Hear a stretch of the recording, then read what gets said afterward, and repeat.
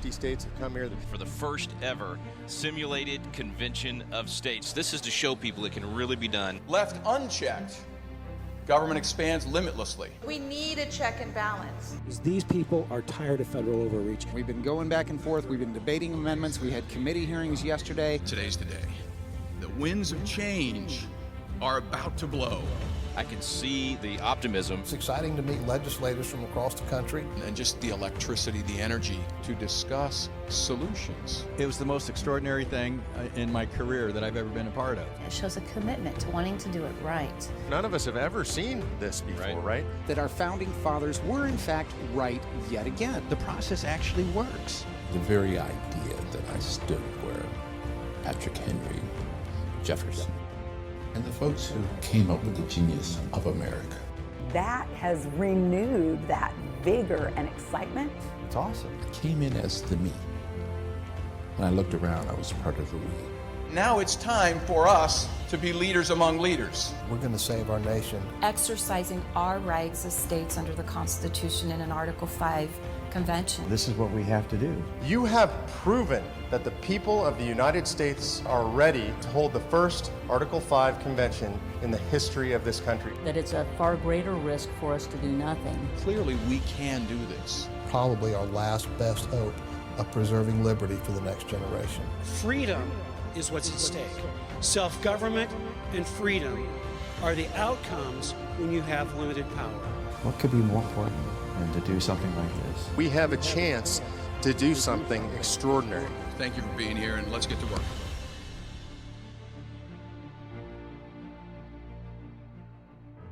Welcome all of you here tonight. My name is Mark White. I'm the State Director for Convention of States, and it's great having you all here. I know that the traffic was quite a bit of a problem, tonight.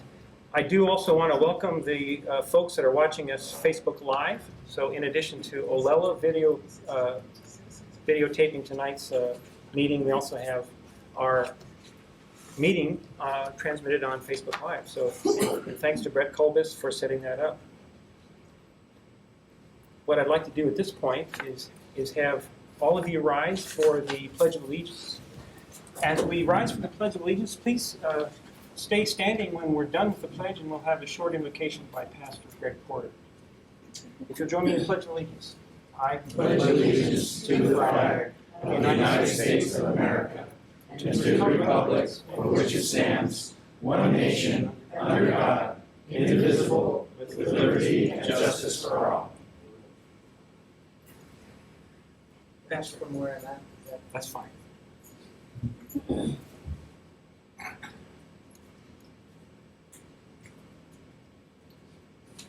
If you would all please join me as I ask God's blessing upon this meeting and this movement in general. All gracious and powerful Heavenly Father, we are gathered here today to invoke your great name and acknowledge your omnipotence, because we are free men and women who have the right and the need to do so. We are eternally grateful and understand the enormity of the freedoms and responsibilities that have been divinely granted upon us. We graciously request your wisdom and guidance in these matters. Just as our forefathers who assembled to fight and defeat the oppressive powers from overseas that infringed upon their God-given rights so many years ago, we have come to the realization that our own contemporary leaders have seized more than their constitutionally granted authority allows, and thus the time for action is now, and we ask your blessing upon these actions. Father, we also have come to recognize our own failure in allowing circumstances to come to the point that we are sensing this degree of tyranny. Give us the strength and courage to fight the good fight, instill in good men and women the commitment to do things that must be done. You have told us that if my people who are called by my name humble themselves and pray and seek my face and turn from their wicked ways, then I will hear from heaven and forgive their sins and heal their land. Give us the wisdom to see the truth, the discernment to know how to respond, and the fortitude to stand strong and follow through to the end. regardless of the sacrifice that it may require. We pray your blessing of clarity and unity here tonight and along the road to completing this noble cause. In our Lord's name we pray. Amen. Amen. Please be seated. Well, again, thank you all for attending tonight. It's so great to have you all here. I think we have a very interesting evening set for you tonight. We're going to be showing you something that's never been done in United States history before. We're going to show you what happens in a convention of states. So what is a convention of states? Simply, it's a meeting of states. Not a meeting of representatives, or in this case, commissioners, but a meeting of states. And it's the second method of amending the Constitution. All 27 amendments of our current Constitution have been passed by the first method. Congress proposes amendments, but the states can propose their own amendments. And they do that in what? Of course, a convention of states. And as I said, we've never had a convention of states called in United States history. But tonight, we hope to show you what would happen in a convention of states. So, let me talk about our commissioners that attended the simulation that occurred in September, late September in Williamsburg, Virginia. To my right, to your left, is our first commissioner and our delegate leader, a former Marine Corps officer. He was first elected to the Hawaii House in 1997. He won his seat back in 2012, and he is now the assistant majority leader in the House and our host for tonight. Please welcome Representative Bob McDermott. Thank you. The assistant minority leader, there's quite a difference in power. That's okay. Maybe someday. On my left, to your right, first elected to the Hawaii House in 2003 and selected as minority leader in 2005. She served until 2010 when she declined re-election and chose to run as lieutenant governor with Duke Iona. Please welcome former Representative Lynn Finnegan. So both of these people were gracious enough to attend on behalf of the state of Hawaii to the simulation that occurred in Williamsburg. Absolutely. What I'd like to do now is show you another short video that is a rundown of what happened in Williamsburg. So let's have Steve line up the next video. In September of 2016, Citizens for Self-Governance organized the first ever simulation of an Article 5 Convention of States. About 130 commissioners representing all 50 states participated in a test run of this constitutional solution to a runaway federal government. It was the most extraordinary thing in my career that I've ever been a part of. This historical event was held in colonial Williamsburg, Virginia. The Founding Fathers often met in taverns, townhouses of Williamsburg in order to nurture and debate the revolutionary ideas that America was founded upon. It was here that the Virginia Declaration of Rights was written, a precursor to the American Bill of Rights. A reluctant Ken Ivory of Utah was elected by his peers as the convention president. Has any candidate received a majority? Yes, Mr. President. Representative Ivory has 28 votes. All right, Mr. Ivory. He didn't want to run at first, but his colleagues convinced him to throw his hat into the ring. I'm honored that there are so many people willing to stand up for the liberty of my children. And I know that the nation has its eyes on you. Thank you for being here, and let's get to work. The event's proceedings were broadcast on the internet, including live commentary from Article 5 experts like retired U.S. Senator Tom Coburn, among others. Thousands of Convention of States supporters across the nation participated in watch parties to view the event's spellbinding proceedings. The convention rules were compiled by Professor Robert Nadelson and edited by a caucus of about 200 state legislators. Citizens submitted thousands of amendment ideas for the commissioners to review. As we deliberated over proposals, parties went away, and we started talking about what is best for the country. What can we do to relieve some of the tyranny that the country is experiencing now from its own federal government. 3 committees eventually whittled it all down to 8 proposals. 6 of these 8 were successfully adopted by the Convention of States simulation. Proposal 1 provides for restraints on the national debt. Proposal 2 would restore the Commerce Clause back to its original intent. Proposal 3 places term limits on members of the United States Congress. 4 allows for a way by which a supermajority of the states can repeal a federal law. Proposal 5 places a permanent limit on federal taxation. Proposal 6, a process for Congress to repeal federal regulation. Additionally, the convention voted to adopt a statement that said they also recommend a balanced budget amendment and restraints on the fiscal judiciary. Even though they didn't have time to hammer out exact language, they felt this was important. We have a motion to adopt the language as a statement from the convention, seconded by everybody. The Article 5 convention process works, just as the founders knew it would. Clearly, state commissioners should be trusted with this constitutional solution. There is collective wisdom in a citizen legislative process. That's the way it's designed to function, and we saw some of that magic here. You have proven beyond a shadow of a doubt to the country that the people of the United States of America are ready to hold the first Article 5 convention in the history of this country. I congratulate you, I salute you, and may God bless you. Thank you very much. For more information, please visit www.conventionestates.com/COSSIM.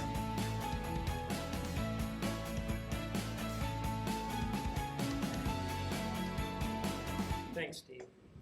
So the event started Wednesday, September 21st, and that was an evening event. And what it was a meeting of James Madison in one of the historical reenactors that work at Williamsburg. And when I first heard about this, and I knew this was going to happen, you didn't know it was going to happen, but when I first heard about it, I thought it was it sounded a little bit frivolous.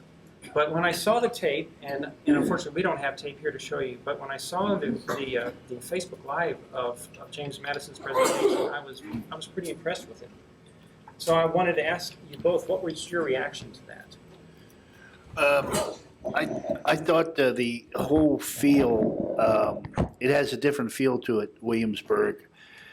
First of all, it's not easy to get there. I mean, I think 2 or 3 flights and then a 90-minute drive.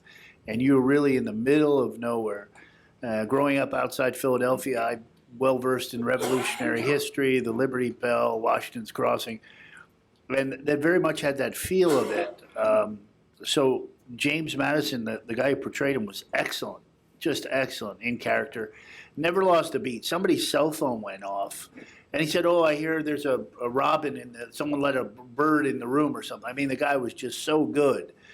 And it gave you, there was a different feel there, a historical sense, because of the location, because of where you were, and the people involved with you. And I'll let Lynn comment. I would definitely agree with that. It brought you back to the time in which they, did the work on our country, on the Constitution, and it was great. And being raised right inside of Waianae, instead of where you were, Bob, 18th century English was a little bit harder for me to grab. So as people were laughing and as he was speaking very quickly, it was a little foreign to me. So maybe I didn't catch all the humor that was there, but I really enjoyed it. And I thought it brought some realness around, his insight and his writings in the Federalist Papers and that sort of thing. Just really being able to grasp a little bit more of where he was coming from at the time. But I'm sure there was more subtleties, not only in humor, but in insight that maybe I missed because of that, not maybe understanding the quickness and the subtleties of it. From what I saw of the Facebook broadcast of it, he was commenting about the power of a blank piece of parchment versus the power of the pen or the sword. Yes, he did talk about that. The power of the written word, how that played into the revolution, communication. talked about his own life story of James Madison and how he went back and forth to Virginia and all these different things. But it was just definitely the feel there, and you were all there for this purpose. And you knew you were going to, well, none of us really knew what to expect. I mean, we didn't know. We're just here for this meeting, but it was so well planned out, so well done professionally. But that was the first night, a great kickoff. It was a perfect location. Excellent. So the second day then was the day for committee meetings, and what happened was all 138 commissioners that attended this, each one was part of a committee, and there were 3 committees that were set up to look at various proposals that would be presented the following day. So these 3 committees were Fiscal Restraint Committee, the next committee was Federal Legislative and Executive Jurisdiction Committee. So this committee was examining any proposals that might have to do with federal legislative and executive jurisdiction. And the third committee was term limits and judicial jurisdiction. And again, that committee examined any proposals that would be offered dealing with term limits and the judiciary. Representative Commissioner McDermott was on the term limits and judiciary jurisdiction committee, and then Finnegan was on the federal legislative and executive committee. And so let me just ask, starting with you, Lynn, let me ask you, how did you find the committee meeting? So you had your committee met and you had a whole list of suggested proposals that had been polled by Americans throughout the month before. How did that go? Fairly contentious or fairly? You know, I guess it's very similar to what you see here in legislative committees. You're talking about issues, you're talking about proposals. It was a very condensed version of being able to, do your homework on these different issues and hear from people directly. But what they did do instead of that was they were able to provide expertise. So they either paid for or brought in expertise, and they were able to help the conversation and the discussion in the way that if there wasn't full representation there sitting in the room, that you could ask someone who has been an expert in this, and they were able to talk about both sides of the issue. Here's what the opponents said. Here's what the people who are pro, this issue have said in the past. And this, I would say that, where some of the nooks and crannies that we didn't get from the individual commissioners being involved in the conversation, we did get from some of the local expertise, or not local, but expertise that was provided to us. So that was really helpful. These are experts like Professor Robert Nadelson and Randy Barnett that had been brought in. Tom Coburn, I think, was also one of those. And so you were on the term limits. I was. Before we go, I'd like to acknowledge former Representative Eve Anderson here. Let's give Eve a hand. I'm not going to tell you how long I've known Eve, but I was 30 pounds ago when we first met. Okay, on my side, and Sam Kong in the back, Representative Kong. It's my understanding they almost got him to go this year, so I think next time, Sam, don't worry, you won't catch anything. What I found, first of all, spectacular was the people we got to work with, right? You saw the one guy interviewed there several times, Dr. John Eastman. Well, he's on Hugh Hewitt's show, national radio program, as the good attorney. And then they have the other guy who's the bad attorney, the liberal and the conservative. So Eastman's a good conservative. And he was on our committee.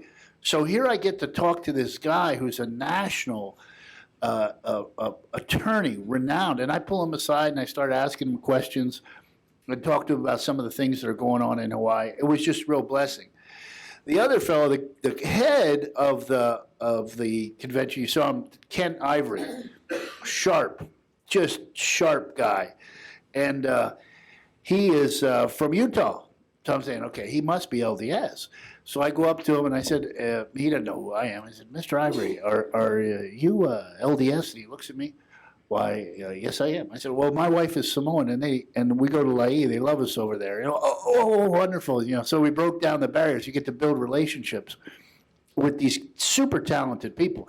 So what I would take away from it, these committees were super talented people that we got to work with, and bright, articulate, and some of them nationally recognized folks. And it was really, really cool. What I suggested to Mark is in the future, you don't send, when they do this for real, you don't want elected people, because we have a different way of doing things. And I can tell you, like the term limits deal, we had guys who'd been in office 30 years, and they were like, well, 13 years is too short. And finally it was said out loud, look, guys, we've got to pass term limits or we're going to be a laughing stock, right? Because you had all these politicians there, and I was one of the, was total 10 years or whatever, one of the least amount of time. Some of these guys are, it's a career for them. So you need guys like Mark or Brett or Boyd, citizens. That's who, when they do it for real, they got to have citizens and keep the professional, I am professional, but keep the politicians, guys who are actively involved, out of it. That would be my take. Well, let's get started then on looking at the actual proposals that were passed. Now, what we're going to do, you can follow along in this handout. We're going to actually skip the first two, and we're going to start with the third one, which is on the second page at the bottom, and it's the term limits proposal that did pass. So we're going to talk about 4 proposals that passed and 2 that didn't pass. And I think the reasons for talking about those that didn't pass is important. So what we're going to do is we have a short montage of some video clips on this particular proposal, the term limits proposal, and you'll see it in your handout. It's labeled Federal Term Limits and Judicial Jurisdiction Proposal 1. So Steve, go ahead with the video.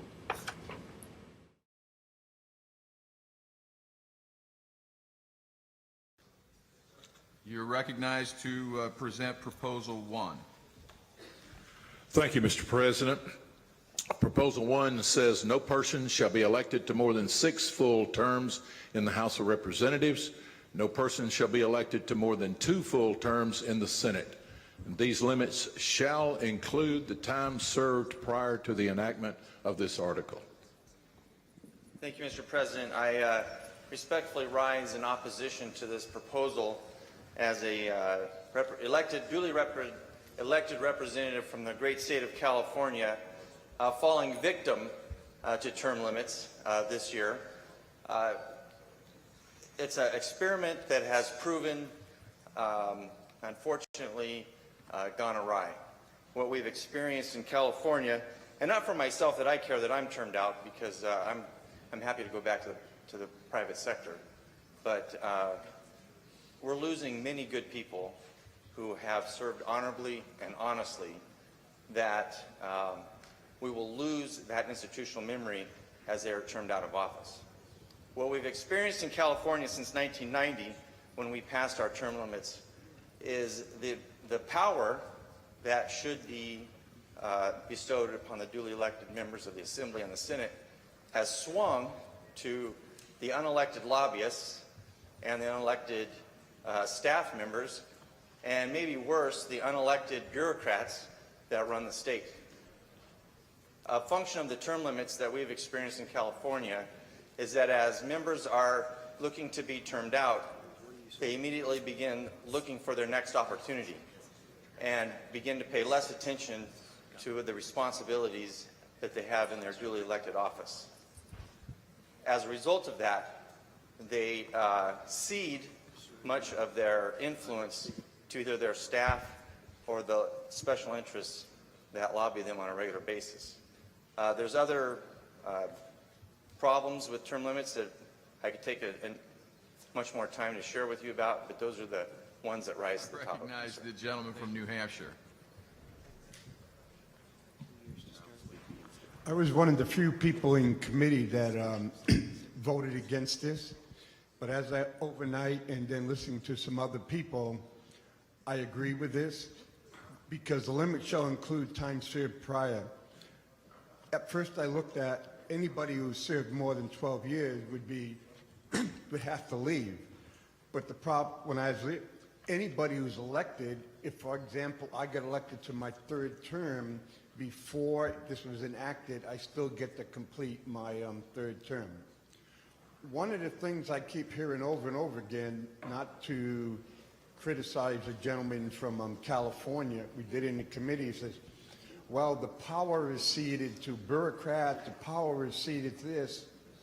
But if you listen to Senator Coburn and you listen to Pat Henry, it's not our responsibility to cede power to anybody. The people elected us, the people empowered us to do our job. In 12 years, you can't do your job because you have to cede power. You should have never been elected in the first place. So I agree with term limits, and the other part is everybody who's running for election on the federal is ceding their power. In the state of New Hampshire, 2 people are running for federal senator. Yeah, they're going to spend over $100 million. Who are they going to owe their power to? Are they going to owe their power to the people or the power of that $100 million? That's why I wholeheartedly support this amendment. I appreciate New Hampshire's comments, the Commissioner from New Hampshire and others, but this is very different power structures from the states. And the initial intent, as the other gentleman mentioned, is that up until the early 20th century, we didn't need term limits because they didn't serve that long, and it wasn't a problem. When we started paying these guys and gals more, 16th and 17th Amendment had a huge impact. So I support the proposal and thank the work of the committee. Thank you, Mr. President. A few of the previous speakers mentioned the people, and this is the source of my opposition to this proposal, and that is that it negates the will of the people in elections. There are already term limits. It is called Election Day, and each elected representative on a state or federal level has to win that election to continue their service.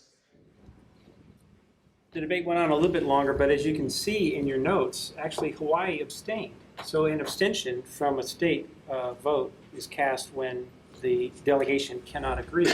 So let me just ask how you both feel about term limits proposal now. You want to start? It's my wife. Well, let's start with you. Sure. So when we had talked about it, like I mentioned before, there wasn't enough time. I think it's a very short process, and we have discussion and debate. I actually found, I've read about when I was in the legislature, we've talked about term limits before, and I generally lean more towards term limits. Just off the bat, I think term limits are good. I think that we should be more of a citizen legislature. I came in with no political background at all, just life experiences, and I thought that that was good for the process and good for government. What I came through my experiences at the legislature and in politicking and understanding campaigns and everything, some of the things that resonated with me with the opposition happened to be the ones that they captured up there. The California representative or commissioner had explained how the people who end up running government in that case were people who were paid lobbyists and people who were paid here at the Capitol. And I found that as leadership changes, one thing that's constant are those people who have been through those issues for a very, very long time, and they're advising the new people coming in. So is that a catchphrase? Is that a marketing thing that we all say term limits? Yeah, because we don't like the other guy, but we like the guy that we elected, but we just don't like the other guy that all the rest of you elected. So we want them out, right? But when you look at it in Hawaii, we have re-election that happens consistently, and people are here for a very long time. So that means that their constituency, for whatever reason, keep on voting them in, right? Whether people are not voting or whatever the situation may be, they're voting them in. So does that really take care of the problem? Does that really take care of the issues? I would say that we didn't have enough time to talk about what truly we could do to also consider those type of unintended negative consequences. Lobbyists so I'll just add, so again, why did that happen in California, which I believe that did happen in California, was because those people who have been in those positions, whether they're advising elected officials or whether they're lobbyists, especially if they're lobbyists, they're getting paid to come up with the best arguments. So imagine if they end up being the strongest people to influence a legislator. And then one more part that I wanted to talk about was this whole thing about, one of the gentlemen had spoken about, it was 4 term limits, and he was explaining exactly why you should be against just elections, which would be all of this money that it takes to win an election. So you're spending all of this money. How does that change whether or not you're newly elected or you've been there for a long time? It's the same money that's helping people to get elected. So, I wasn't completely convinced, even though I'm a pro, term limit, and I actually self-selected to term limit. I didn't run for, election. So again, for my position. So even though I'm not against it, I'm probably more, if somebody were to say, you have to make a decision on this right now, and that was the proposal, I would probably vote for it. But in the situation that we were in, there was more discussion that could happen. Yeah, in fact, it wasn't evident in the clip that we showed you, but some of the debate ranged from not just 12 years in the House and 12 years in the Senate, but they actually wanted to extend it to, I think, 9 terms in the House. And so they're saying, well, how long are we going to, if we're going to do term limits, how long are we going to do? So they brought it back down to 12 and 12. So we were on that committee, and well, if I can make some comments. So the one guy on there from New Hampshire, right? He had a comment on everything. And he was a retired Marine, which disheartened me because he was brain dead. I didn't certify it, but every time he opened his mouth, you're like, geez, where is this guy coming from? Because most of the folks there were kind of center or center-right, right? This isn't something left-leaning folks are going to go to, expanding government. This is the opposite of that. This is controlling government, getting the size reduced. And he had a comment for everything, and I was just scratching my head. You actually made it, you were a Marine Corps officer? Are you sure? I guess the standards in the mid-'70s were a little looser, I suppose. But anyway, it's just an interesting insight. What I felt in that meeting when they were talking about 9 terms and stuff like that was the fact that this is what happens when you have politicians in the room. The average citizen, who this is envisioned to like the founding fathers, right? The average citizen, Brett Kobus would say 6 terms is enough. That's enough. But people who do it for a profession and get into it and understand the corporate knowledge, for example, Calvin Say has been here for 30 some years. He has, I see Julie Allen back there. She's done it. And you've done your best to term limit him, I understand. But he has a knowledge going back to the mid-'70s of certain land issues and kakako, and he can speak intelligently and say, this is what happened then. And so I've actually changed my vote after hearing him speak on several occasions because he shared things that I didn't know about. So there is a counter argument to it. You do lose that intelligence. Well, you guys can ask questions when he says, but the power of incumbency is awesome. We get about $13,000 a year to send out educational material to our constituents with our name and our picture on it. I went from coming back, I won by 155 votes after using my legislative allowance very judiciously and my campaign funds. I won by 1,000 the next time.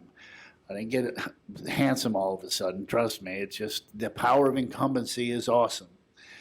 And so that's why I supported it. All right, let's move on to our next topic, which is the next proposal on your handout, Federal Legislative and Executive Jurisdiction Proposal 2. and this is actually my favorite of the ones that passed. The concept of nullification of federal law is advocated by groups that oppose Convention of States, if you believe it. And yet, this proposal, I believe, is our answer to their objection, and it gives states a legal means to the same end. There were concerns about the mechanism of abrogation and conflicts with the Constitutional Supremacy Clause. So we call this proposal the abrogation proposal. Steve, go ahead.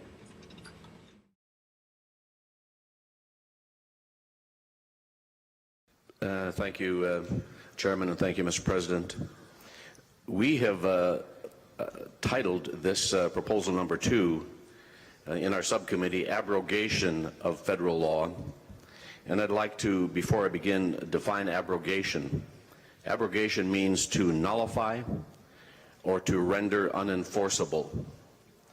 And our subcommittee felt that was a better term than some of the other terms that have been used in this area. So to proceed under Section 1, the state shall have the authority to abrogate any provision of federal law issued by the Congress, President, or administrative agencies of the United States, whether in the form of a statute, decree, order, regulation, rule, opinion, decision, or other form.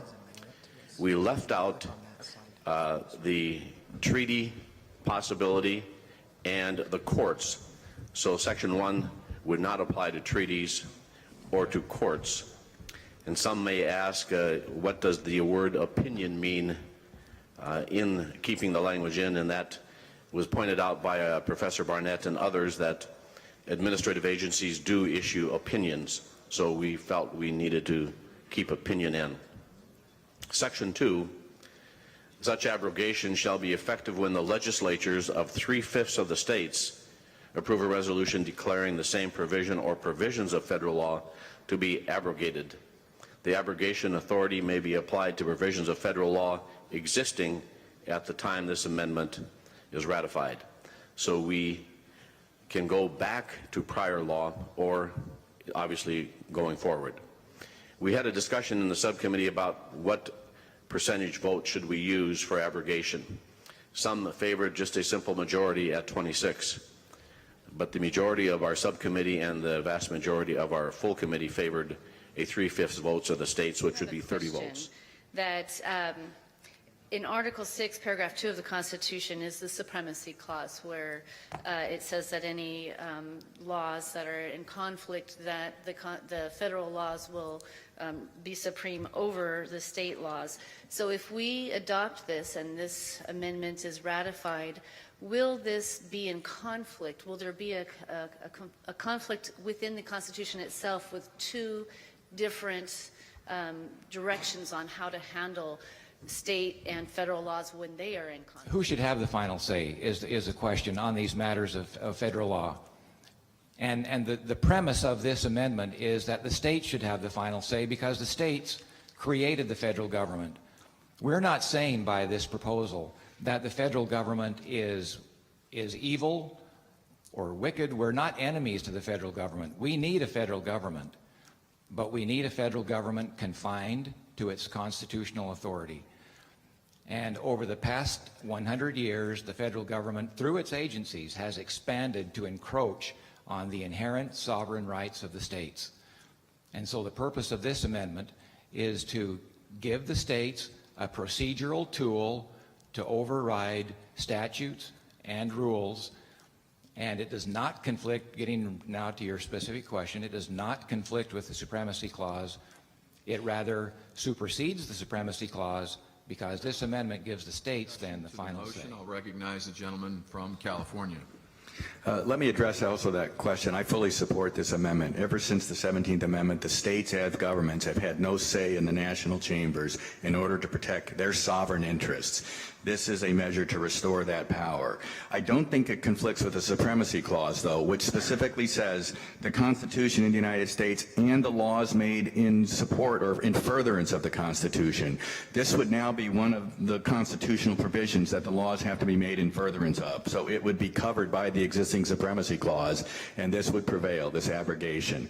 I would like to propose one minor clarifying amendment to Section 2. this abrogation authority may also be applied to provisions of federal law existing at the time this amendment is ratified. Without that, I fear a court might say this is limited to only laws that existed at the time the amendment was ratified, and Congress would have a free hand to do whatever it wanted in the future. The addition of that word would solve that problem. I was part of this committee that drafted this proposal. I don't think there's any question that the unsustainable growth of our federal government and the unsustainable growth of the national debt is a result of a flagrant disregard for the will of the people. And I think this proposal addresses that in a very fine way. My colleague from Utah, or the commissioner from Utah, made a very pertinent statement yesterday. He said, we the people created the federal government, which is the creature, and now the creature is devouring the creator. And I think that sums it up very well. So I speak in favor of this proposal. Well, there you can see a fairly powerful proposal. They would give the states, if this were to ever be adopted, it would give the states working together a fairly strong say in our national law. So, Lynn, you were on that committee, and tell us your thoughts about this proposal and what's the likelihood, well, for both of you, what's the likelihood that you believe it would actually be ratified if it were to be proposed in a real convention? Bob, do you want to go first on this one? Yeah, Lynn and I agreed on this one. And by the way, we got along famously. We would just say, okay, I'd say, Lynn, are we up or down? She goes, I'm down. I said, I'm up. Okay, so we abstained. We didn't fight or anything. But there's only two of us, so we couldn't break a tie, right? So that's why you see us abstain sometimes. Well, this one just gives more power to the states. I mean, like they said, it's taking back some of the power so for example, if you don't like the Jones Act, 34 states could get together and say, we don't like the Jones Act, and get it, and then just do away with it. That's if you didn't like it. I actually support it, but that's a point for another time. Nevertheless, this just empowers the states. It empowers them to take more authority against runaway regulations, runaway rules. So much money we get when it's tied, if we want money for education, there are strings attached to it. My own experience with the sex ed programs, you want money from the state, you want free, $10 million for grants for education. Okay, you're going to have to teach this stuff. So that's a federal mandate if you want the money. So this is good that the states can say, well, we don't want to teach that stuff. Just give us the money. So I thought it was okay. Yeah, and you both voted for it. Yes, right. We both voted.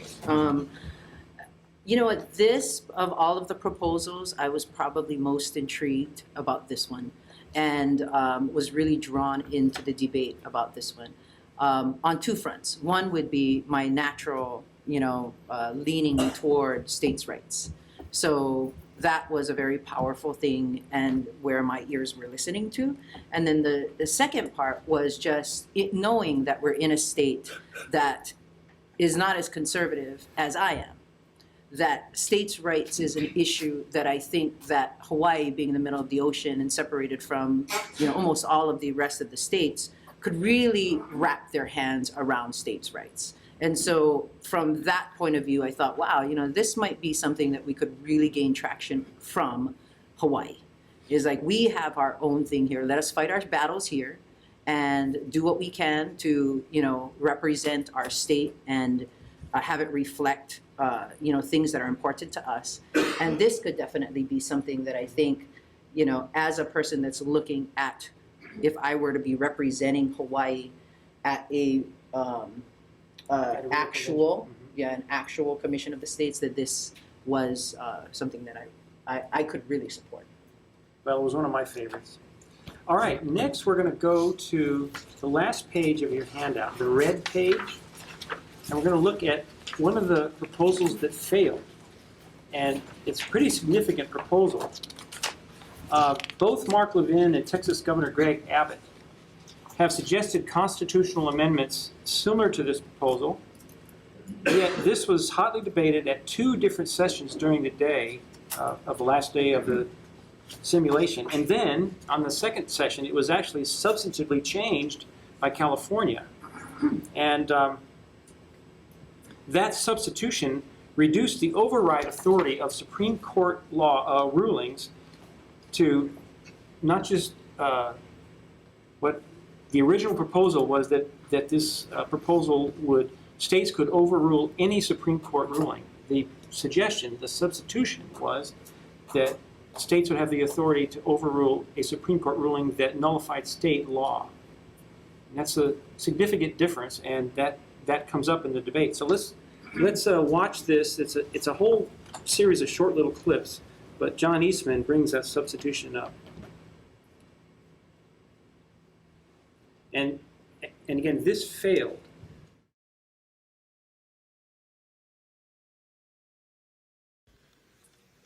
Thank you, Mr. President. The concern about the expanding power of the United States Supreme Court through an unchallenged authority it has claimed for itself is well documented, so I won't elaborate on that and instead move directly to the proposal before you, which provides a check on the United States Supreme Court. It's pretty straightforward. You have the words in front of you. Any decision by the Supreme Court may be vacated by a resolution passed by the legislatures of 3/5 of the several states or by 2/3 of both houses of Congress. No state legislative resolution older than 5 years will be counted to aggregate the necessary number, which simply means if your resolution is older than 5 years, you need to revisit that to make it count.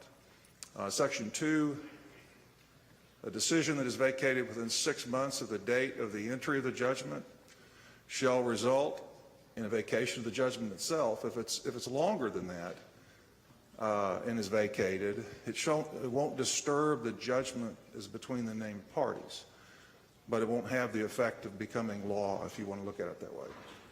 The congressional override is not subject to president. So the motion reads, deleting the phrase "or by 2/3 of both houses of Congress," so that Section 1, if amended, would read, "Any decision of the Supreme Court may be vacated by a resolution passed by the legislatures of 3/5 of the several states.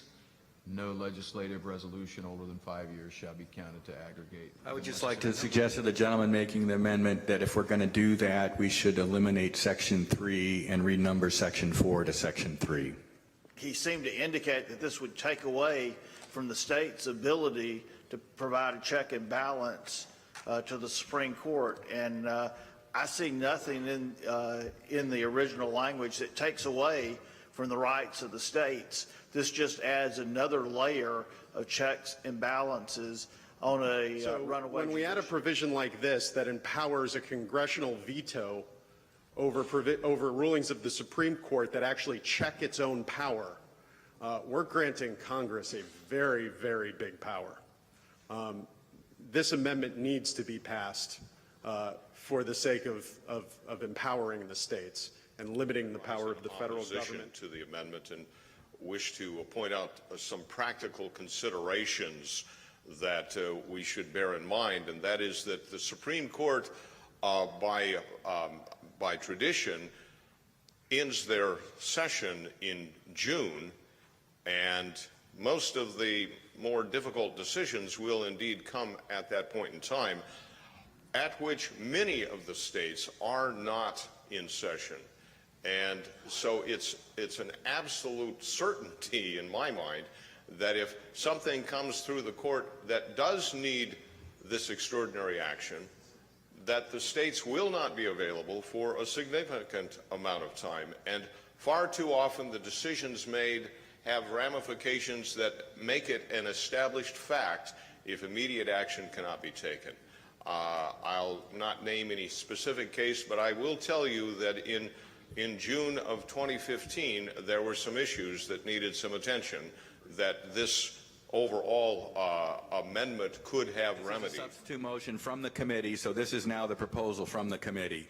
What we did was we eliminated the aspects of federal law being invalidated by the Supreme Court, recognizing that Congress itself has tools at its disposal, whether the impeachment power or the power to offer an amendment of its own, that it can use if the situation is dire enough. Ever since the 17th Amendment passed, however, the states no longer have any tool at their disposal. And this amendment is designed to give them a tool to check an overly aggressive Supreme Court that is effectively usurping its powers under the guise of constitutional interpretation. The motion to substitute because of the extreme nature in which this amendment would narrow the proposed amendment as it was originally made. The three words invalidating a state to amend law. the substitute motion, which is, would you please restate? Good discussion to the motion to amend substitute motion. Yes, Commissioner from Florida. And especially in the fact that we are supposed to be promoting not only the entire Convention of States and how Article 5 Convention will work properly to the general public, I feel that we should only push forth those amendments which we know are acceptable and will work properly. And while this is a great idea, there are too many things that need to be worked out. And as such, I would stand opposed to the proposal. I believe this amendment in total is not quite baked and ready to be served.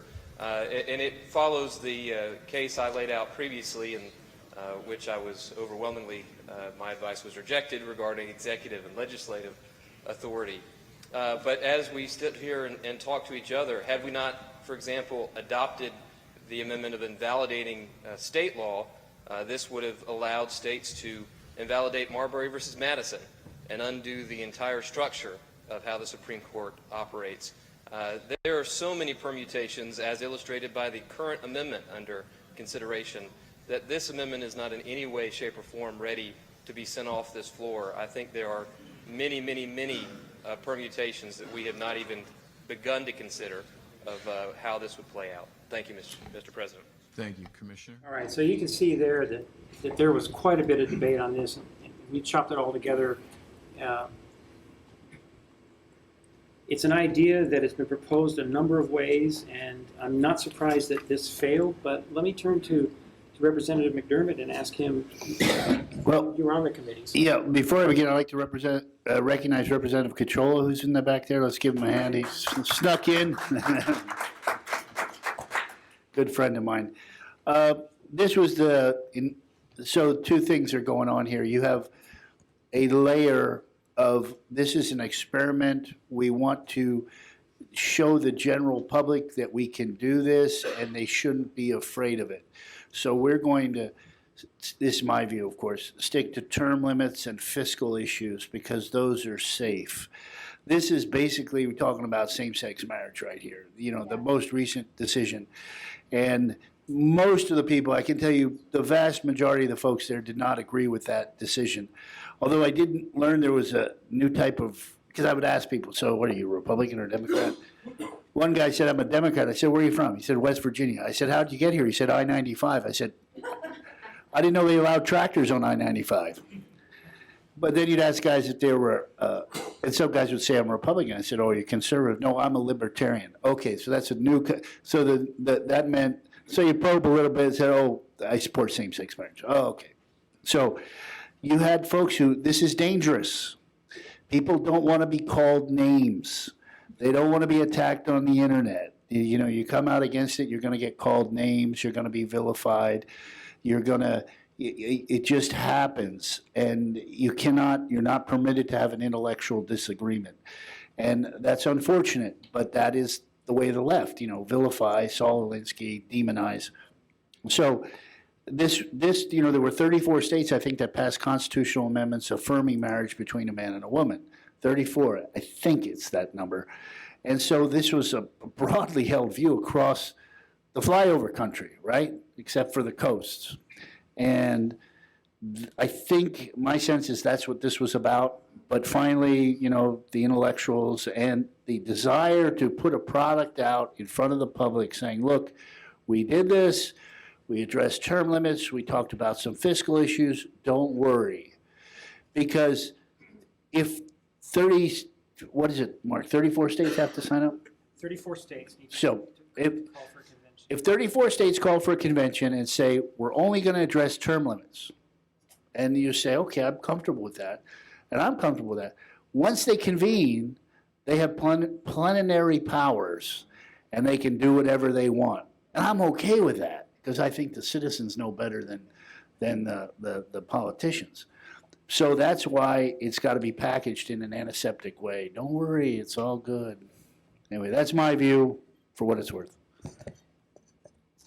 Lynn, did you want to Yeah, I guess, comment on this proposal that was so complicated and absolutely. torturous? So basically, in order for us to have a abstention, one has to be for and the other has to be against for whatever reason.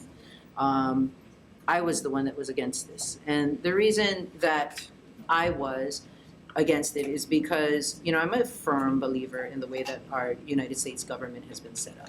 The three branches of government, the powers, the check and balance. And yeah, it's not completely balanced when you can have a situation where, you know, the Supreme Court can basically write a new law, right? And we don't like that. I don't like that. But the problem that I saw in this is a lot of the times legislators, and maybe I'm bringing in my legislative experience in this, is when you see a problem, you go and you fix it by making another law or, you know, whatever. And a lot of the times you're not necessarily fixing the problem. You're creating what I thought was not a foundational change that would be, no matter who was in the Supreme Court, that they're using good judgment to come up with a ruling, right? And you don't want them to be, and so in that, and understanding and giving regard and to the three branches of government, I definitely felt like this particular proposal didn't respect that the Congress and the Supreme Court have two different purposes. One is supposed to be to make the law. The other is supposed to view that law, take specific cases, and make that determination, not to make some kind of new law for everybody else to, you know, follow, but to make a determination based upon the case at hand. And I didn't think that it protected that. So that's why I was not ready to pass something like that. All right. Well, we may have time for one more, because I do want to get to a period of time where you have some chance to answer, to ask some questions. So, the next topic is back to the highlighted, the yellow highlighted. This is the repeal of the 16th Amendment. And let me find it here. This is on page 3. It's called Fiscal Restraints Proposal 2. And in section 3, if you want to read it there, it actually repeals the 16th Amendment. But there's some things that happened before then. And so let's go ahead and take a look at the debate on this particular issue.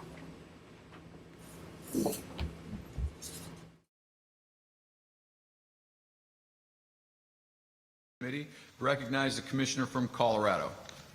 Thank you, Mr. President. I move proposal number 2 from the Fiscal Restraints Committee. Mr. President, this proposal in essence repeals the 16th Amendment. It does it by first stating that Congress in Section 1 shall not impose taxes or other exactions upon income, gifts, or estates, or upon aggregate consumption or expenditures. Then it adds, but Congress shall have the power to levy a uniform tax on the sale of goods. Would point out that in our discussion we acknowledge that in fact Congress has that authority today if they were to exercise it, but we were trying to be as clear as we could on the direction this would go. Section 2 is concerning the increase in any taxes that Congress would have the authority under this amendment, would require a 3/5 vote from both the House and the Senate. And then the final section deals with making the effective date 5 years from its ratification, because, of course, at which time the 16th Amendment is repealed, giving an appropriate time for the transition from one taxing structure. Thank you, Mr. President. I rise in opposition to this proposal. I think one of the things we have to keep in mind is the problems we came here to address are functional problems of the government. Clarifications, above all, I think, in the Constitution among the division of powers, and especially as between the federal government and the states. This is an issue of policy, and I myself would prefer this system of taxation to what we have currently. That said, I don't think it's appropriate to do this by way of constitutional amendment. For one thing, that's not the place for with the federal government is the federal government just simply has too much money. And when you have that much money, you're going to do something with it. And so the appropriate thing to do with the federal government would be simply Section 3 in this article. Let's get rid of the 16th Amendment, but let's not give them a whole different revenue source that allows them to continue to spend more money than they ever would. In order to institute a consumption tax, we need to remove the danger of an income tax so we don't have both. It requires a supermajority of Congress in order to increase taxes. I would submit that this is good for the economy. I would submit it's a structural change that allows individuals to be free and keep more of their labor. It's not a policy change. This is a structural change in the relationship of the federal government to its citizens and the way in which they see themselves and their labor. Georgia votes no. Georgia votes no. Hawaii. Abstain. Hawaii abstains. Idaho. Votes yes. So Hawaii abstained on that. Now, neither of you were a member of the Fiscal Restraints Committee, but you care to offer your comments about that proposal that did pass? Did you want to? We disagreed, but I was okay with it. I don't have a problem with raising it to kind of a super majority, 3/5. I think our government spends too much money. The federal government, it's a leviathan, and like the guy was saying, you make it tougher for them to spend more money. That was basically it, Lynn? Okay, so basically in regards to lower taxes, I'm all about lower taxes. I'm on that side of the issue. I didn't have the committee experience in this one. I mean, we didn't benefit from that. So it wasn't like I could hear like the deeper arguments. And I took this process serious enough to basically be able to say, like, if we don't have like a real grasp on what the pros and cons are for this issue, then we shouldn't contribute to it passing. And that was more my view on it than anything else. And so I felt, okay, what does it do? It doesn't do, what it changes is the income tax to a consumption tax or whatever. I kind of like that idea. But overall, it's like, I don't think that the Constitution should state what kind of taxes it was, stated in some of the material or whatever. So I was kind of like, if we don't really know like the sides of the argument, then maybe we shouldn't be participating in it. So that was my main reason for saying no. Sure. And of course, remember that what was happening in a span of 2.5 days would, in a real convention, would be over a series of months. And there just wasn't the time in a 2-day event to really dig through all the ramifications and variations. But again, that did pass, and the repeal of the 16th Amendment was the major portion of that. So let's take another look then. We'll do one more, and then we'll go to questions and answers.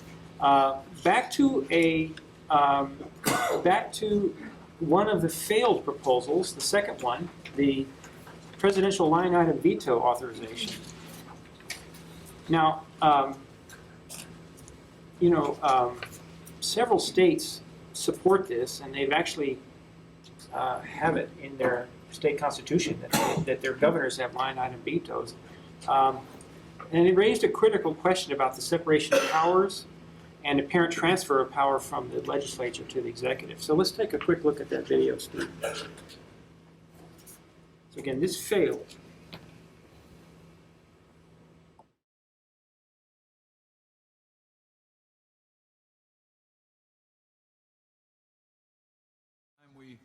we work through. This has been a phenomenal day and great work and exciting to see this moving forward. Let's see where we get on these final two proposals. We recognize the commissioner from Colorado. Thank you, Mr. President. As chairman of the Fiscal Restraints Committee, I move our proposal number 3, which is a line item veto authority for the president. Yes, California, commissioner from California. Mr. President, I wholeheartedly endorse this proposed amendment.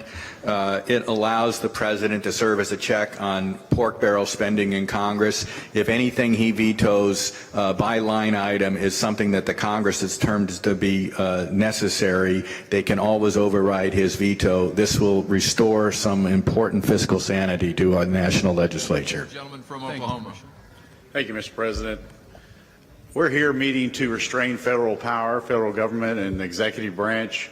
This empowers the executive branch immensely and lets them use this as a tool, as retribution and different strategies with Congress. So I would wholeheartedly not support this proposal and ask us to consider whether this was empowering federal government or restraining federal government. Ladies and gentlemen, you have a legislative branch responsible for crafting the laws. You have an executive who's responsible for executing those laws. I fundamentally believe that this endues or it provides legislative authority to the executive. And that's fundamentally wrong. It goes against absolutely the core of what legislating is about. And as state legislators, you understand how difficult it is to navigate and get a bill passed or a package through your legislature, how difficult it is in the Congress for the leadership to navigate and try to get the requisite number of votes to move things forward, and to provide the executive, the president, the ability to legislate through this manner and fashion, I think is absolutely and fundamentally wrong. And I'd urge you to vote no on this particular measure. Thank you. And I don't know how Hawaii voted, but there were 16 yeses to approve and 32 noes to approve. So it overwhelmingly failed. And I presume then that Hawaii voted no. Well, you know, I have to be honest with you. At the second day of this conference, I got hit with a serious case of jet lag, and I had to go back to my room and lay down because I was about ready to pass out. So some of this one I don't remember participating on. So that's probably why we don't have a recorded vote, is because we couldn't do it with just one. Well, actually, in the video, there was some voiceover during the vote counting, so I had to. Yeah, I don't remember if you were there, but I don't think you're saying you weren't there. Yeah. So if that was the case, we didn't have enough. So to do a vote, but I can tell you what I felt about this particular issue.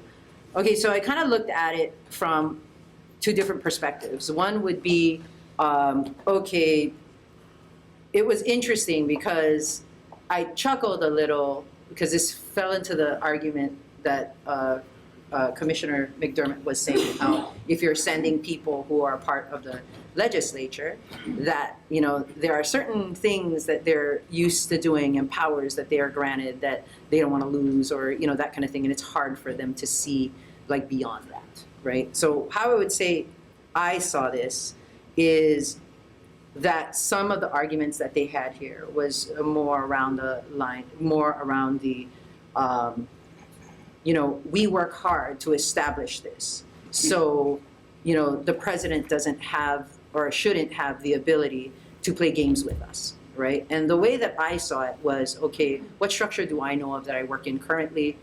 At the time, I'm working at a school, and I've also had nonprofit experience. I know how to work with a board. I've worked in the legislature. So, and, you know, with the governor, our governor has line item veto. You know, she cannot release certain monies. So the way that I saw it is fundamentally, when you're working in any of those types of structures, that you have people that make your budget, right? And they try to do their best based upon, like, this is how much money we're anticipating. But you do it maybe once a year, a lot of the times. I don't know, maybe some people do it longer, I'm not sure. We do it 2 years and then we make adjustments here at the legislature. But what takes place in that year is there can be significant things that make changes whether the Council on Revenues come back with a different projection, or whether the ERS comes back with their report on the unfunded liability of the retirement system, where it has increased by a half or 100% or whatever the numbers were.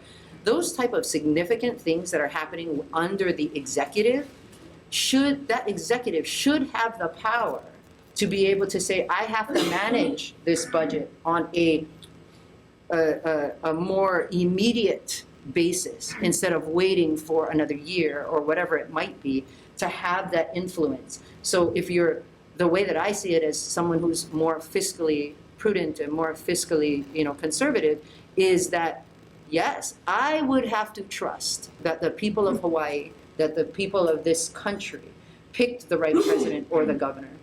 And I have to trust in that system that gives, whether it be a line item veto or some other power like that, to be able to take care of business when they need to. So you would be in favor of that? I would be in favor of it.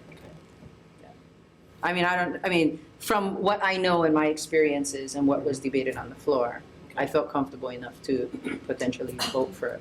Well, let me ask you this. Do we have time for one more? We actually only have one left to go over. You guys want to see it? It's the regulation override.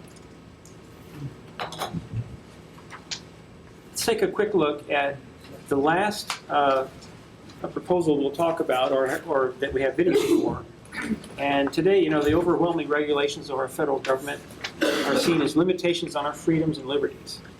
This proposal would negate that if just a quarter of the members of Congress, of either House of Congress, would take action. So some of the commissioners really disagreed on this small number that would have to be required to take action. Let's take a look at that debate, and then we'll have a quick review afterward.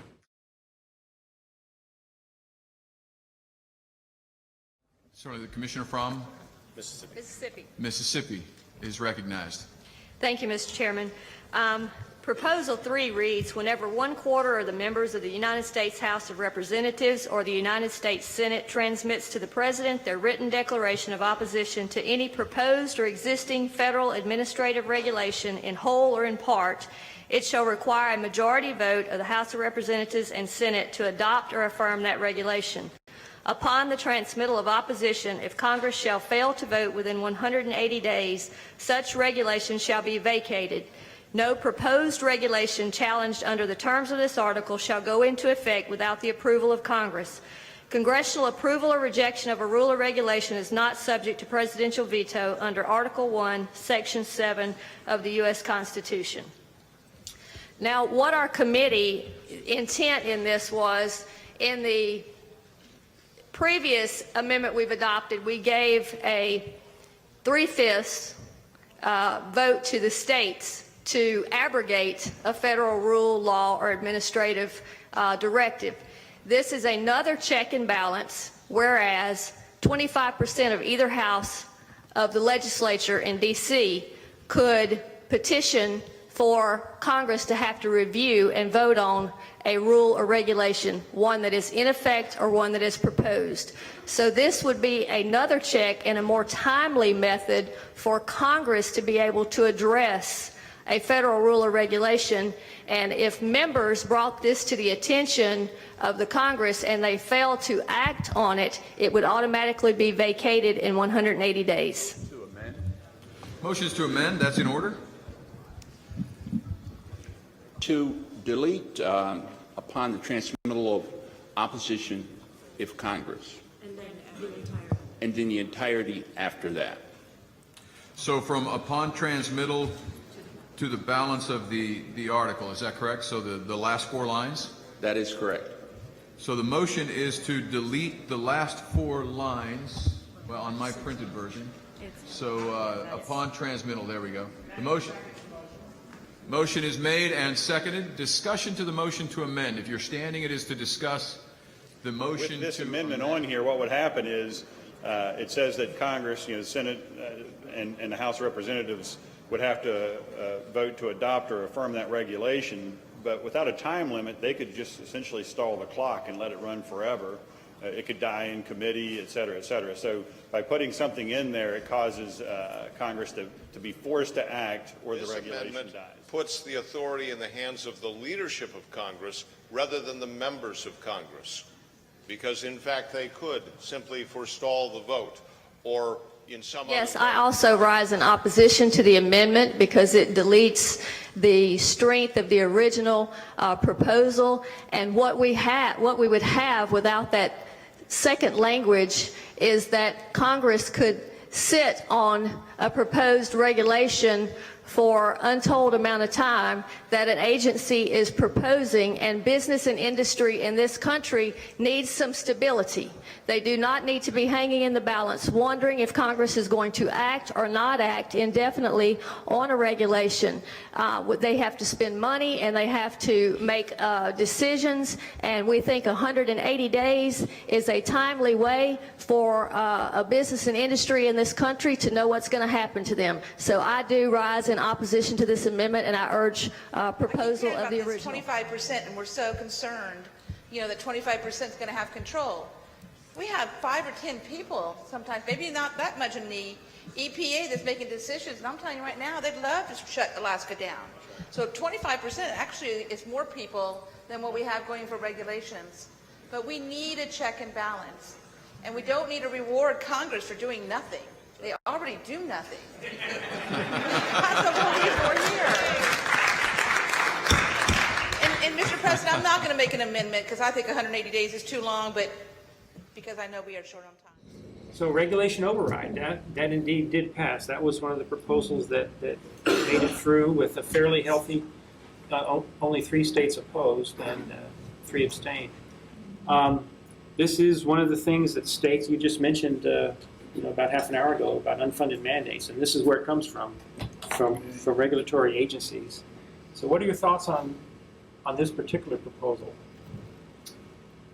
If it were to be actually, well, either one. Okay, so I believe, I don't know if we voted on this. Did you know what the record on? I can't remember. We voted for it. We did. Okay, so, no, but I remember being for it. I just wasn't sure what was on the record. I remember being for it. Basically what this tries to solve is the executive's power grab by creating these regulations that don't go through Congress. Right? So, yeah, I would definitely say that when we're talking about process and we're talking about what needs to take place and having the check and balance of Congress to be able to say, hey, this was, yes, this was the intent or of what we passed, or if there's a regulation that was not led by a law or whatever and just showed up out of nowhere, then yeah, definitely this is what it's trying to solve. And I thought that was the language, and there was one part of the discussion where it was like, if you took out or added whatever they did, it made it not even worth writing anymore. And so I heard enough to feel comfortable about the bill being something that we would need. Well, those 4 lines that were recommended to be withdrawn were added back in. You can see they're still there. So had that change stayed, I think it would have really lost a lot of teeth. This particular proposal would have lost a lot of teeth.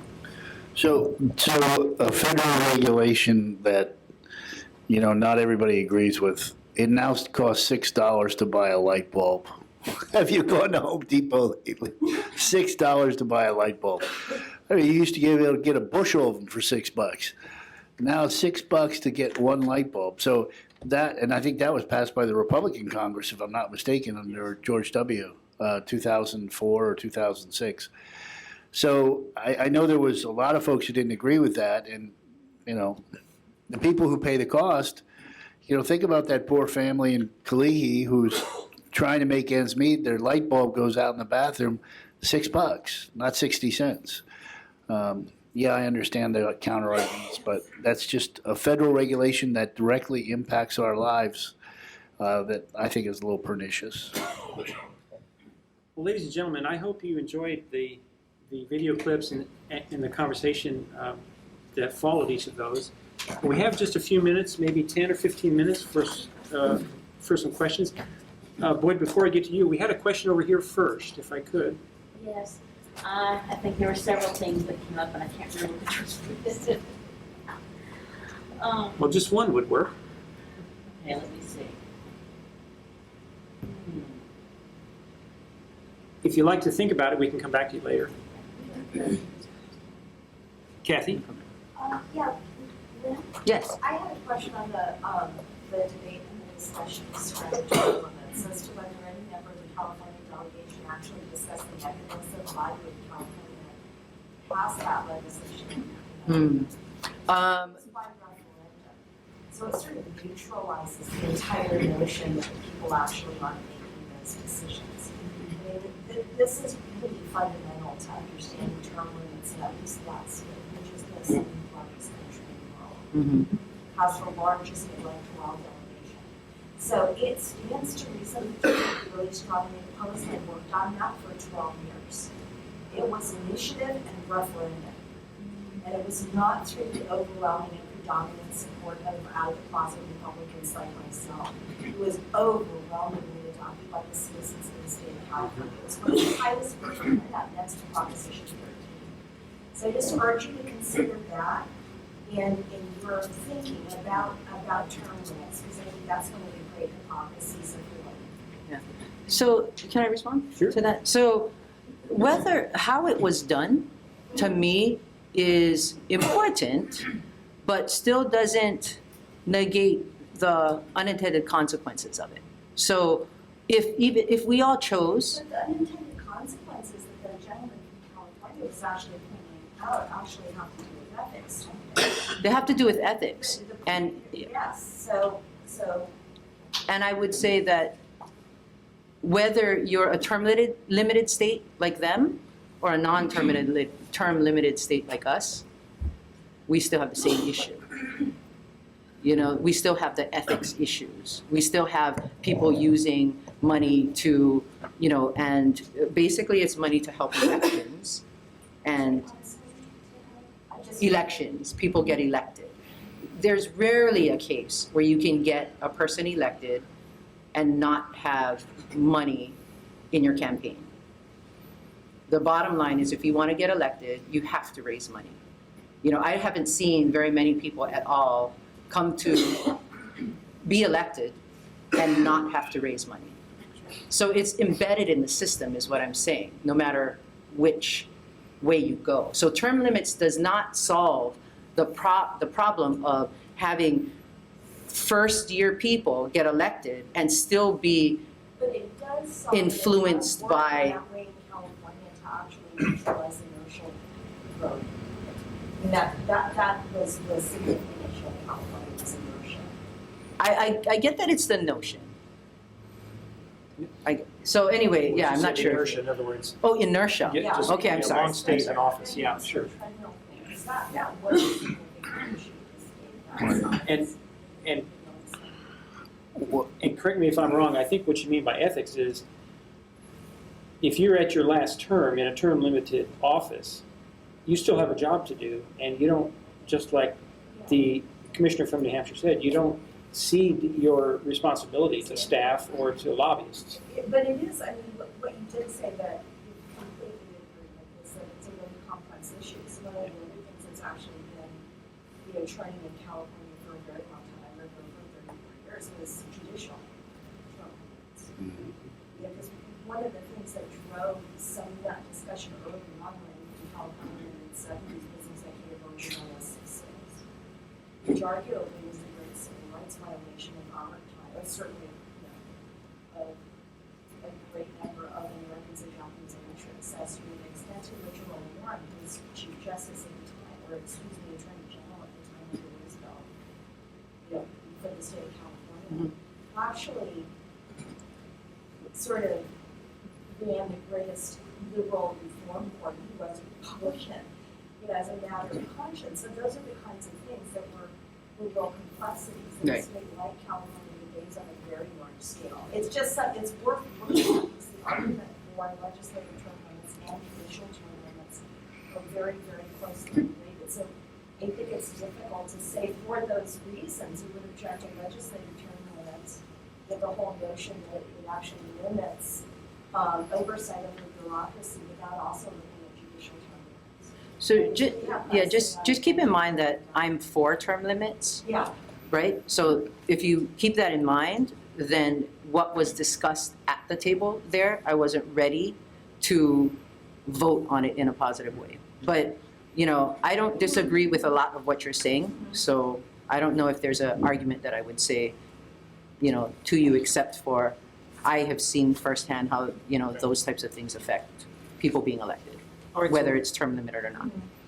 So Boyd, you had a question? Yeah, I got two questions and a comment. My comment on the term limits and the regulation recall that the Congress should have.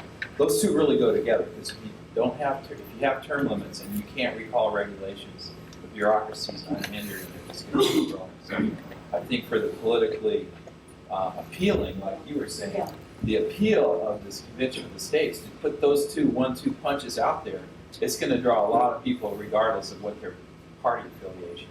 Number two, I'd like to know if there are any other district captains in the room. Yes, there are. There are several. Who's our district captains? Yes, 1, 2. Okay, I want to make sure we meet you guys after. And then number three, a lot of this focuses on the substantive content of the meeting, which is what we came here for. But I would like a little discussion on the, how do we neutralize what is obviously a big hindrance to this movement, which is a fear on one entire side of the political spectrum that this is going to go in and it's going to remove somebody's rights, or it's going to somehow hinder the ability of the federal government to come in like the knight in shining armor and protect everybody from the mean old state governments. And we need to have some way that we appeal to all Americans and not be perceived as a libertarian right-wing kind of like, constitutional atavism kind of thing that has a tendency to be. I can address that a little bit. We couldn't show you 6.5 hours of video in just an hour and a half. And by the way, this link at this website at the bottom of your agenda, if you can go home and when you have some time, that's the entirety of the full day session. I would invite you to take a look at that. But to partly at least address what you just said, the depth of the discussion is really leading to exactly what you're talking about, protecting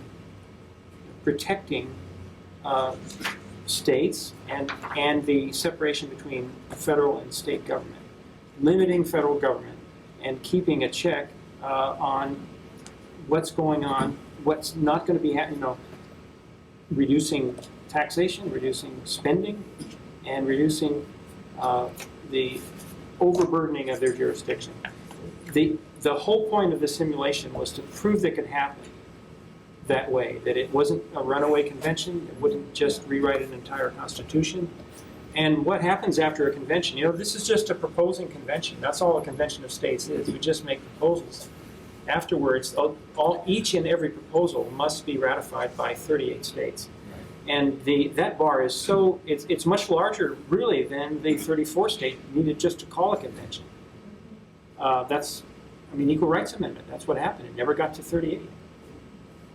Let's see, I think Laura had her hand up first. So, okay, I understand that this was a simulation. So what's the real thing going to look like as far as the content? How is it that just these three sort of topics came up, general broad topics? Well, so that's right. You're actually commissioners come. It's just kind of carte blanche. No, it's not carte blanche. It's in order for 34 state applications, resolutions to aggregate, they have to be, the operable language within the resolution has to be identical in all 34 resolutions across 34 states. And what we're calling for is a convention of states to propose amendments to the Constitution under the subject of reining in the power and jurisdiction of the federal government under 3 planks of discussion: fiscal restraint, limitation of jurisdiction, and term limits for members of Congress and federal officials. Those 3 planks. Right. So the Second Amendment's not in there, the freedom of religion's not in there. We're not going to be swerving into the Bill of Rights. We're going to be looking at proposals only within those areas, and that's what these commissioners did. And that those things cannot be brought up within the convention itself? They could be brought up, but they would be ruled non-germane and out of order. Heath. My question was along the same lines. During the simulated convention, was there any challenge to the restraints of the convention? Was there anyone that played the devil's advocate and said, "Hey, I know that we're all here and we can make these changes. Let's do something about second." Was there anybody that just kind of threw that hat into the ring to just go wild? Just to see how the process would address that, because sometimes you don't know what's going to happen until it does happen. And I'm just curious. I didn't see it. In fact, it was very orderly, and we all knew from the beginning that this was a product. We had to produce something, and so they could prove to the world that don't be scared. What I would say about that is, it's very, well, it's not very specific, or else you would have exactly what you're going to change, right? So it's specific enough that you can't go and just change whatever you want in the Constitution. I think people don't understand how much prep work, how much preparation went into doing a simulated. And if it's going to be that much prep work and hard work to do that, imagine what it would be like to come up with a resolution to have 34 states, to have 31 states agree on that resolution, even if it's broad-based in saying what Constitution, parts of the Constitution will cover. So it would be extremely hard to do, but in the same breath, it's very doable once you get to that part. Yes, there would be all different, and if you're looking at it not to be considered as a right-wing effort to do, whatever, and how do we appeal to the whole country, the whole part about that is, well, like the issues that you take up here are not necessarily broad-based for everybody, right? I mean, there are certain people who are going to be interested in, and there's going to be certain people who definitely aren't, and we have potentially, if we just look at the presidential election with the popular vote, then we would say that maybe they aren't, I don't know. You can't really string those all together. But what I would say is it would take a lot of negotiating between states and people who had the say in this to come together and say, okay, what could be in this resolution for you to come to the table? What is important in your state? And you would have to have those kinds of conversations, so you're not having those conversations in the convention. You've basically said, when you're in the convention, we bought on to what's in that resolution. So if you're there and you're going to take something from, the branch on the farthest tree that isn't even being talked about, then you're in the wrong place. Now, how I could envision this happen, what I would envision happening in a situation like this, is that you would have a whole bunch of people picketing outside wherever it is in this day and age and what we've seen, but they still would not be able to bring up something that's outside of the resolution. And let me just mention, standing up in a stand over there, and I've got a couple extra copies if you want to take a look. This is a new resolution that we're offering to our sponsors this year. It has the same identical operable language from last year, but it has a new set of preambulatory paragraphs talking about why Hawaii is interested in the Convention of States. And then my favorite part, a new section of reservations, understandings, and declarations. This would be, if Hawaii passes this would be declarations Hawaii would be signing on to, saying, no, we're not going to participate in the Convention of States unless it has these it meets these 7 criteria. For example, one state, one vote basis, no proportional voting in a Convention of States. And so the newer language of the legislation we're proposing for this session actually protects our state from undue process when we get to a convention. All right, we had another question. So I'm wondering where all the money comes from to pay for all of this, because this is all volunteer basis. Yeah. This is all based on volunteers. All these people that are going to this event, and you said it's going to take many months to run the process, and they're going to take time from work, from families. Well, is your question, is your question about the simulation or a real convention? The real conventions. States pay for the real convention. States have ultimate control. The only role Congress has, legally allowed by Article 5, is to call a convention. Calling meaning identify the place of the convention and the date that it convenes. Even after it's convened, states can move it if they want to. Once it's called, every states working together have the opportunity to choose their own delegation, commissioners. They will actually write a contract for everyone they send. They'll pay for those people to be there at the convention. They'll pay their room and board, they'll pay their travel, and they'll obligate those commissioners to do, look, you're there to do what our resolution said, and if you go beyond that, we're going to recall you. We may even put you in jail for a little time. Some states actually make it a criminal offense. So the state legislature will direct the commissioners Yes. on how to vote and respond. It is a convention of states, that's what we mean. So who will pick the commissioners? States pick the commissioners. The legislature? More than likely the state legislatures. How does one volunteer if they wanted to do that? There's no set process. Each state will make their own decision about it.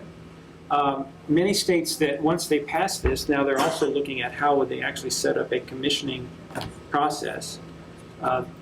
So the first thing they do is they pass this, and then they say, okay, now when we get to the convention, we need to have an established process for choosing commissioners.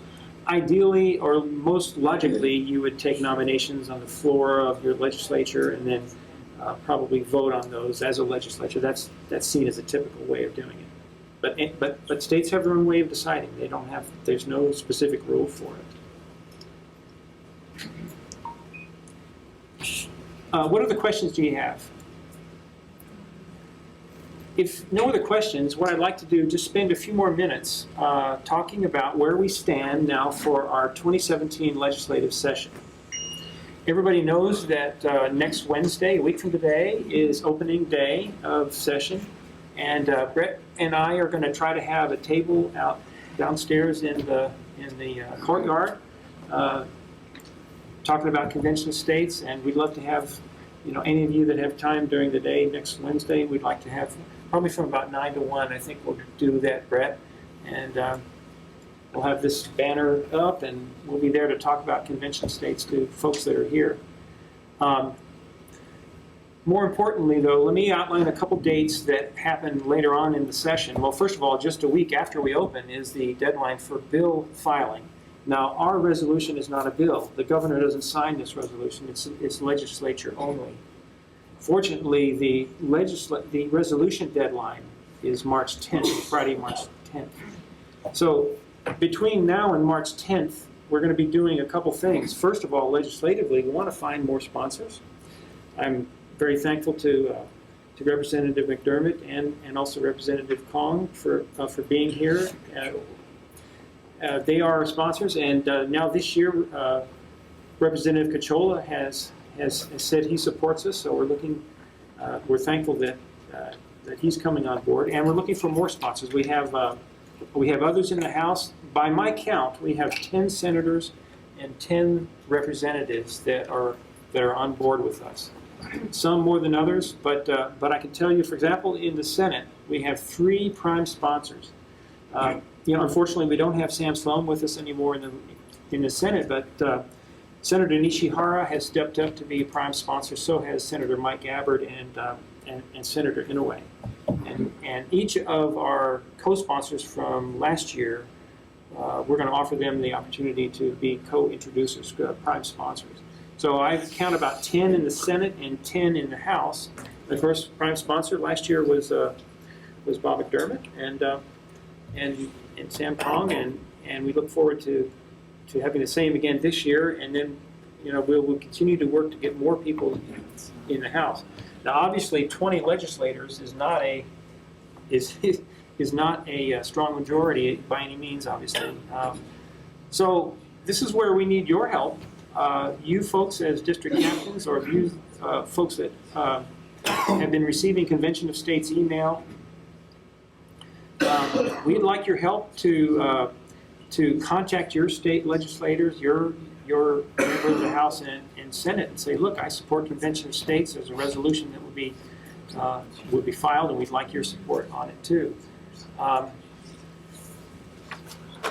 So March 10th is a deadline. Between now and then, we're going to be garnering as much support in the House and Senate as we can, and we'd like your help to contact your state legislators to tell them that. After we get filed, for those that don't know, once a resolution is filed, then it will be assigned to one or more committees, usually two, actually. We're lucky. We think we're going to be assigned to two committees in the Senate, PSM, Public Safety, Intergovernmental Affairs, and Military Affairs Committee. Well, fortunately, that committee chair is our prime sponsor, and his vice chair is also a supporter. So I'm hopeful that he gets it. I'm hopeful that PSM in the Senate gets it. Why? Because I think he'll bring it to a hearing. He's already said, Clarence Ishihara has already said that he's interested in this issue, our resolution, having a public debate through a committee hearing.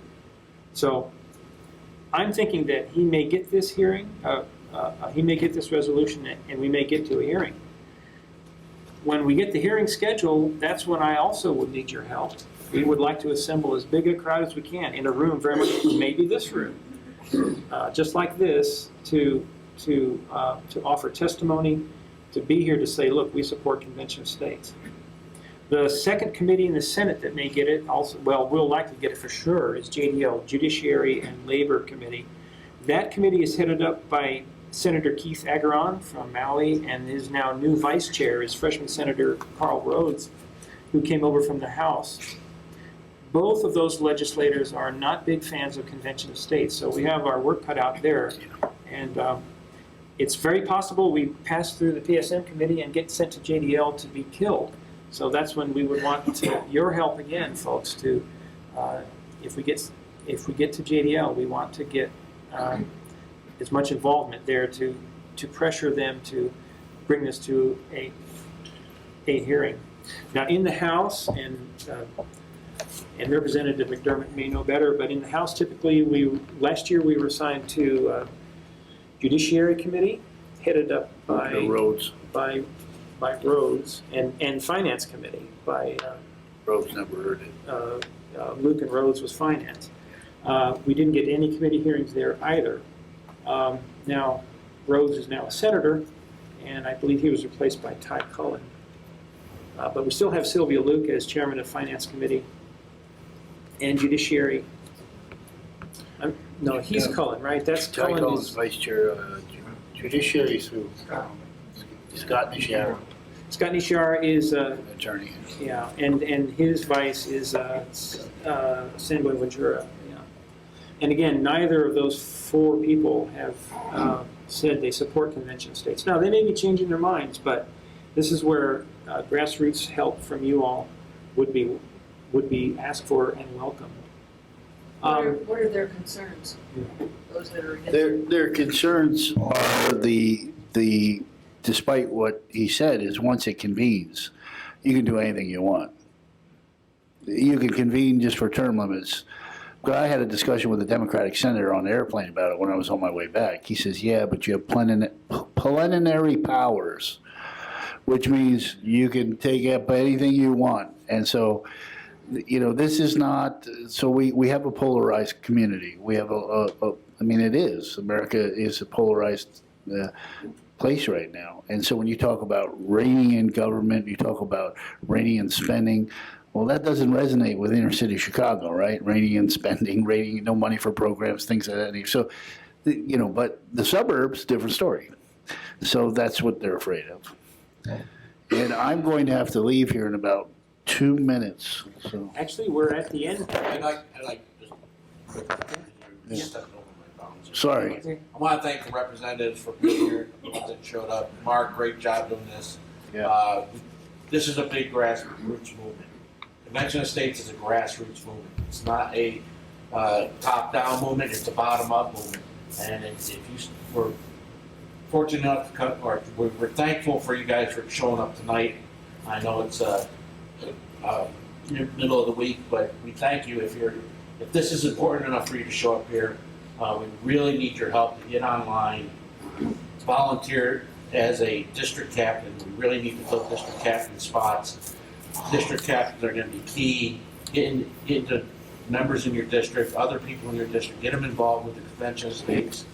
We are the ones that need to explain to people how this is going to run, and lay their fears that this is going to be some crazy, off-the-wall thing that is going to, destroy the Constitution, destroy America. It's not. It's very well run, well planned.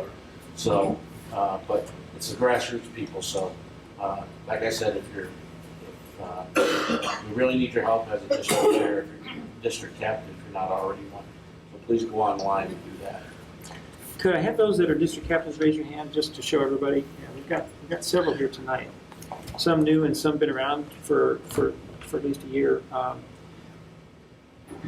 This is a grassroots movement. We don't get paid to be here. We're not K Street lobbyists. We do it. Certainly Brett and Steve and I do it. Heath too. We're all former military, and we see this as an extension of our oath to serve our country. And I know that the other volunteers that work with us are just Tanner Bessinger is our Vets for COS coordinator. So he's also a district captain. So this is something that actually has started to take on kind of a life of its own. And I have to admit that since the election, I think our Hawaii politicians are paying a little more attention to whatever vehicle they can find to control the federal government. So it actually has benefited us. And we're in a much better position this year than last. I certainly think we can reach our goal of getting to a committee hearing. But again, as Brett said, we really would like your help. We are looking for district captains. We have 51 House legislative districts, and we have a dozen or so district captains. So we have plenty of room for more folks that want to volunteer. Folks, that is about all the time we have. Thank you all for coming. People Power, Mark White did a great job. Let's give him a hand. Thank you. Thank our host for being here.